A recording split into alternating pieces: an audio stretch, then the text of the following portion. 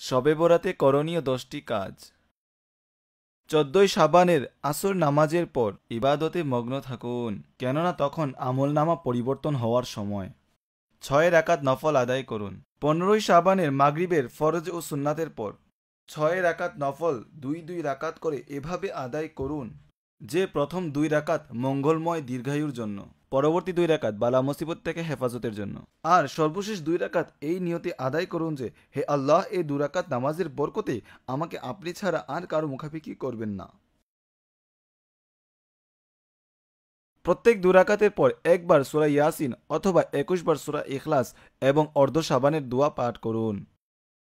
নফল নামাজের পূর্ণাঙ্গ পদ্ধতি জানার জন্য ডেসক্রিপশনে দেওয়া লিঙ্ক ভিজিট করুন।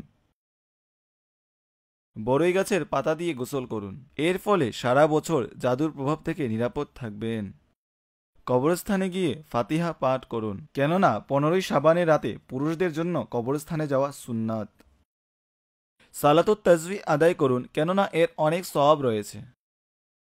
আতশবাজি থেকে বাঁচুন, কেননা এর ফলে টাকা এবং সময় উভয়ই নষ্ট হয়, আর এটা সম্পদের অপচয়, হারাম এবং জাহান্নামে নিয়ে যাওয়ার মতো কাজ।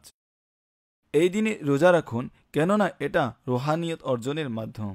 হুজুর সাল্লাল্লাহু তাআলা আলাইহি ওয়াসাল্লাম ইরশাদ করেছেন, রমজানের পর সর্বোত্তম রোজা হচ্ছে রমজানের সম্মানার্থে শাবানে রোজা রাখা।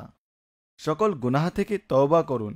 কিছু গুনাহ এমনও রয়েছে যার সম্পাদনকারীকে এই রাতেও ক্ষমা করা হবে না, কেননা এই রাতেই সকল আমল নামা আল্লাহর নিকট পেশ করা হয়।